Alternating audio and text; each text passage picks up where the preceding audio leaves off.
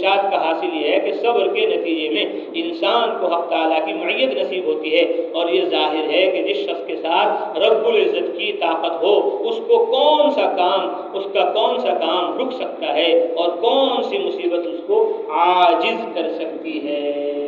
اس لیے سب نیتیں کریں، ارادے کریں کہ علم الہی، علم نبوت سے اپنا تعلق مضبوط کریں گے، قرآن مقدس کو ناظرہ حفظ پڑھیں گے اور اس کے معنی اور مطالب کو، تفسیر کو سمجھیں گے، اور اسی طرح اس پر عمل کریں گے اور اس کو عالم میں پھیلائیں گے اور پہنچائیں گے۔ ذکر لسانی بھی ہوگا، زبان سے بھی ذکر ہوگا، اور دل سے بھی ذکر کی پابندی، اس کا اہتمام کریں گے، اور تمام گناہوں سے اپنے نفس کو روکیں گے۔ آج ہی ایک بزرگ کا قول پڑھا، وہ فرماتے تھے کہ اللہ کے نبی صلی اللہ علیہ وسلم نے ارشاد فرمایا، دعا سکھلائی کہ ہمارا ظاہر اور باطن کیسے اس کی اصلاح ہو جائے۔ آج کا گویا یہ ہمارا سبق ہے، جیسے پچھلے ہفتے ایک سبق دیا گیا تھا۔ کیا سبق دیا گیا تھا؟ لا الہ الا اللہ وحدہ لا شریک لہ لہ الملک ولہ الحمد وہو علی کل شیء قدیر۔ کہ 100 دفعہ اس کو پڑھنا ہے، اس کو یاد کرنا ہے۔ کسی نے کیا یاد؟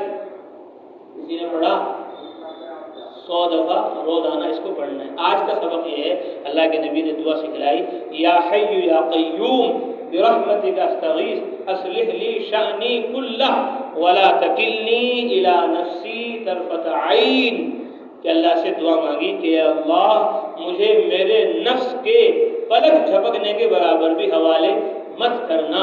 اور میرے تمام کاموں کو درست فرما دیجئے۔ یا حی یا قیوم، اے زندہ رہنے والی ذات اور قائم رہنے والی ذات اور قائم رکھنے والی ذات، برحمتک استغیث، آپ کی رحمت سے میں آپ سے استغاثہ کرتا ہوں، دل و جان سے دعا مانگتا ہوں کہ مجھے میرے نفس کے حوالے پلک جھپکنے کے برابر بھی مت کرنا۔ تو علماء نے فرمایا کہ کم سے کم روزانہ 70 دفعہ اس دعا کو مانگنا چاہیے۔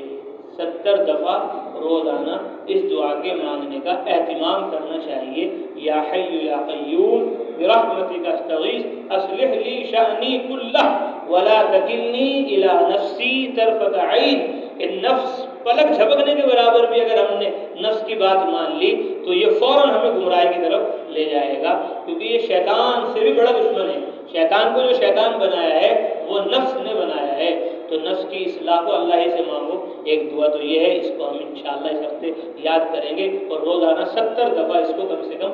مانگیں گے۔ اس کے علاوہ ایک اور دعا ہے جو نفس سے متعلق ہے، وہ انشاءاللہ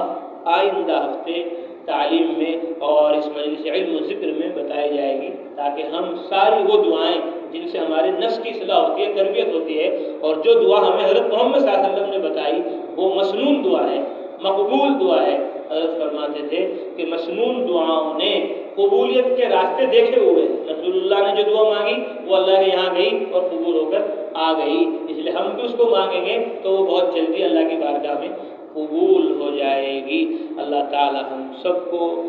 گناہوں سے بچنے کی اور سارے نیک کاموں میں لگنے کی اور تمام مسائل اور حالات پر جمنے کی توفیق عطا فرمائے۔ اب لا الہ الا اللہ کی تو تسبیح اس توجہ اور دھیان کے ساتھ پڑھیں گے کہ اللہ کا ہر غیر ہمارے دل سے نکل رہا ہے، اللہ کی عظمت، اس کی محبت، اس کا یقین ہمارے دل میں آ رہا ہے۔ محمد الرسول اللہ صلی اللہ علیہ وسلم درمیان میں اس توجہ اور دھیان کے ساتھ پڑھیں گے کہ جو کچھ علم و عمل مدرسہ و خانقاہ ہمیں ملا وہ حضرت محمد صلی اللہ علیہ وسلم کی برکت سے ملا۔ اے اللہ ان کو ان کی اپنی شایع نشان بہترین بدلہ عطا فرما۔ الا اللہ کی 4 تسبیح اس توجہ کے ساتھ کہ ہم ذکر میں ڈوبے جاتے ہیں اور اللہ پاک ہمارے دل میں سمائے جاتے ہیں، اور 6 تسبیح اللہ واللہ کی اس توجہ اور دھیان کے ساتھ کہ اللہ تعالی ہمارے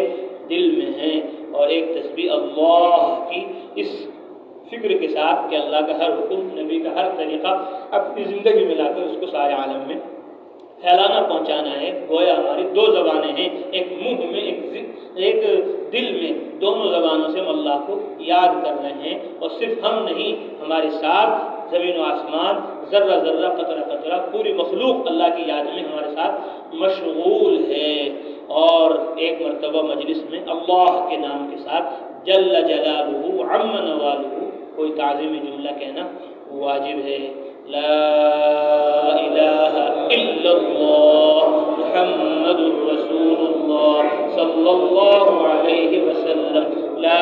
इलाहा इल्लल्लाह, ला इलाहा इल्लल्लाह, ला इलाहा इल्लल्लाह, ला इलाहा इल्लल्लाह, ला इलाहा इल्लल्लाह, ला इलाहा इल्लल्लाह, ला इलाहा इल्लल्लाह, ला इलाहा इल्लल्लाह, ला इलाहा इल्लल्लाह, ला इलाहा इल्लल्लाह, ला इलाहा इल्लल्लाह, ला इलाहा इल्लल्लाह, ला इलाहा इल्लल्लाह, ला इलाहा इल्लल्लाह, ला इलाहा इल्लल्लाह।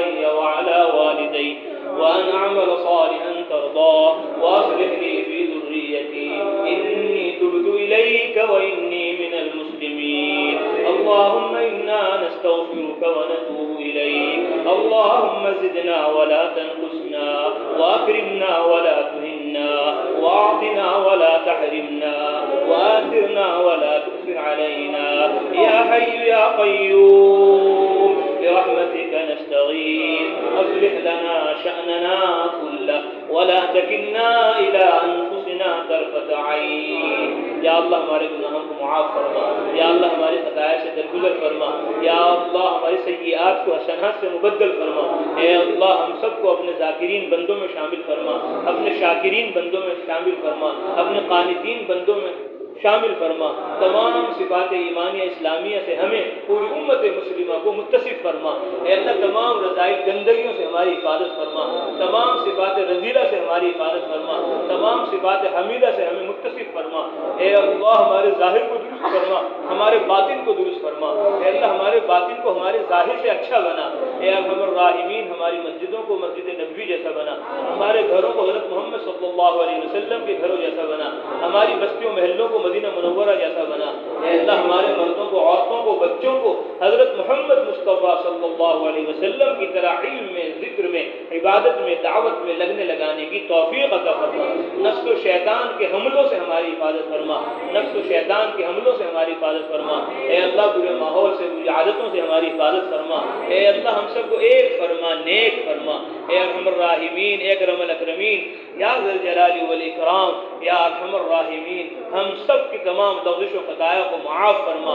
یا ارحم الراحمین ہمیں پوری امت مسلموں کو جہنم سے نجات عطا فرما، اے اللہ ہمیں پوری امت مسلموں کو جنت الفردوس میں داخل فرما، اے ارحم الراحمین سعادت والی زندگی نصیب فرما، شہادت والی موت نصیب فرما، برے خاتمے سے ہم سب کی پوری امت کی پوری حفاظت فرما، یا ارحم الراحمین جن بھائیوں نے، دوستوں نے، ماؤں نے، بہنوں نے دعاؤں کے لیے کہا ہے، لکھا ہے، کہنا چاہتے تھے کہہ نہ پائے، مولا آپ ان کی ہماری حاجت و ضرورتوں کو ان سے ہم سے زیادہ جانتے ہیں، یا اللہ ان کی ہماری حاجت و ضرورتوں کو اپنے خزانے غیب سے پورا فرما، یا ارحم الراحمین ہماری دعاؤں کو قبول فرما، یا ارحم الراحمین ہماری دعاؤں کو قبول فرما، اللهم انا نسألك من الخير كله عاجله وآجله ما علمنا منه وما لم نعلم ونعوذ بك من الشر كله عاجله وآجله ما علمنا منه وما لم نعلم، نسألك الجنة وما قرب إليها من قول أو عمل، ونعوذ بك من النار وما قرب إليها من قول أو عمل، نسألك مما سألك به محمد صلى الله عليه وسلم،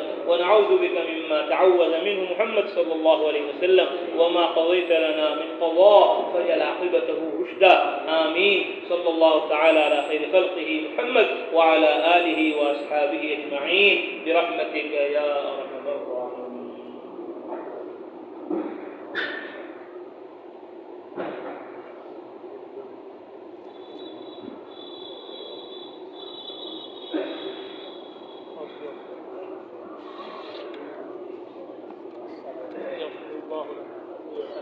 يغفر الله لنا.